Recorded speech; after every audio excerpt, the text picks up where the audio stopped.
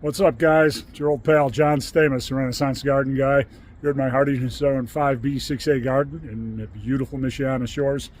It's late winter, March 19th, and I'm going to talk to you today briefly about the importance of mulching, particularly in the case of pre-winter mulching, particularly in the case of in anticipation of winter.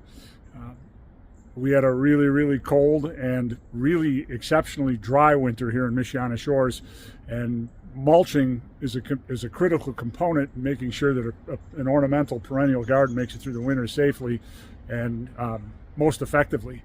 So I made some mistakes this last year. Typically I'll mulch real heavy in the spring and maybe even do some spot mulching in the fall. Didn't do any of that last year. Consequently, my garden was pretty much mulch free, and combined with the cold winter and the really dry winter we had, and it was windy too, there were some consequences for particularly early blooming, early sprouting perennials. I'm going to walk you around and show you what those consequences are. The thing to remember is that mulch is an insulating factor, a great insulator, and it also helps retain moisture.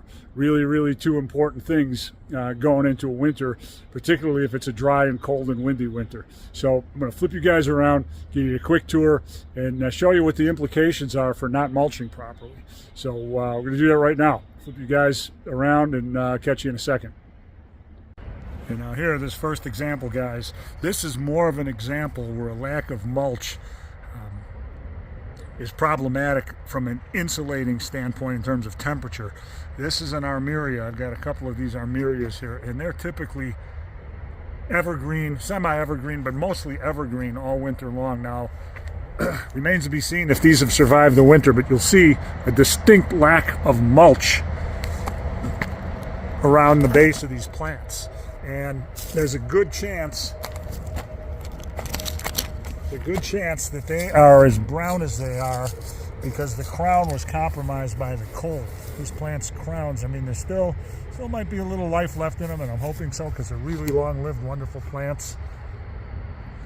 But I didn't mulch them, and that crown was probably compromised by the cold, and there's a good chance that that's what we're seeing, this foliage die off here.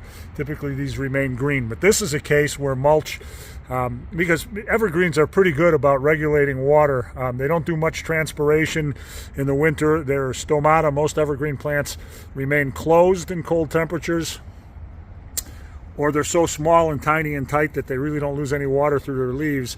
But if the plants aren't accessing water through their roots, that could be a problem. But I think in the case of these armeria, these evergreens, I think it's the lack of mulch and the resultant cold that caused this problem. Hopefully it's just a case of shock and temporary die-off, and they're going to come back because I love these plants, beautiful little flowers.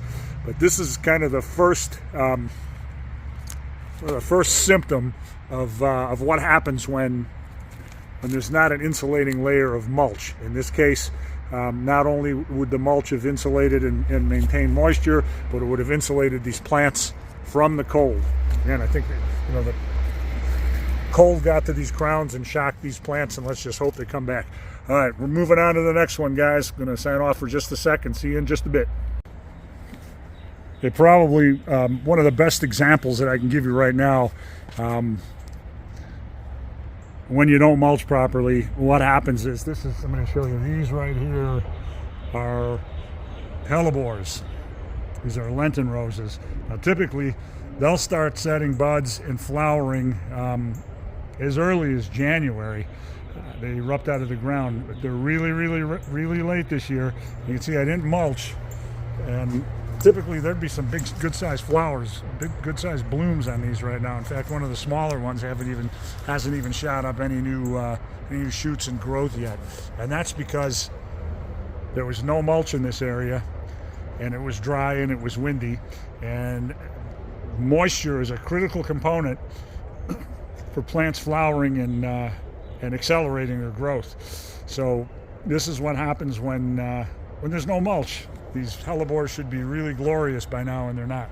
Another quick example over here, Primula vulgaris. These are primroses. they look terrible. And that's because, again, by this time of the year, these things are usually starting to flower and they're really leafed out really well. They're really, really late. It's March 19th now, and because there was no mulch, it was dry and cold, they're slow. Another example in this very same planting bed, here's pulmonaria right here. I'm going to zoom in and show you. Lungwort. This stuff is usually got loads of buds already set and it's leafed out really well by now. But again, because of the lack of mulch, I did not mulch this bed. They're just behind. They're behind the curve. They're just not. They're not moving as quickly and leafing out and flowering as quickly as they could. Show you a few other examples over here. As I'm walking over here to this hill, let's take a look at some Corydalis here. This Corydalis, it gets massive in the spring and summer, but it's usually well mulched. Wasn't this year, consequently a lot of it died back, and it's now only starting to leaf out with some basal foliage. Now, plants that aren't horribly affected by lack of mulch and dryness and cold are plants that grow from bulbs. There's a good example of these wood hyacinths here, these Spanish white bells. They store so much energy and moisture in their bulbs over the spring and summer and fall, and they retain all that through the winter, so a lack of mulch isn't really critically important for them. And another example of that, I'm going to walk you around, you can see some salvia starting to leaf out, basal foliage, some veronica, grape hyacinths, that's another muscari. They grow from bulbs and they store so much energy in their bulbs that it really doesn't matter if they're mulched, doesn't matter if it's dry, doesn't matter if it's cold, they come back pretty well. Things that plants that are plants that require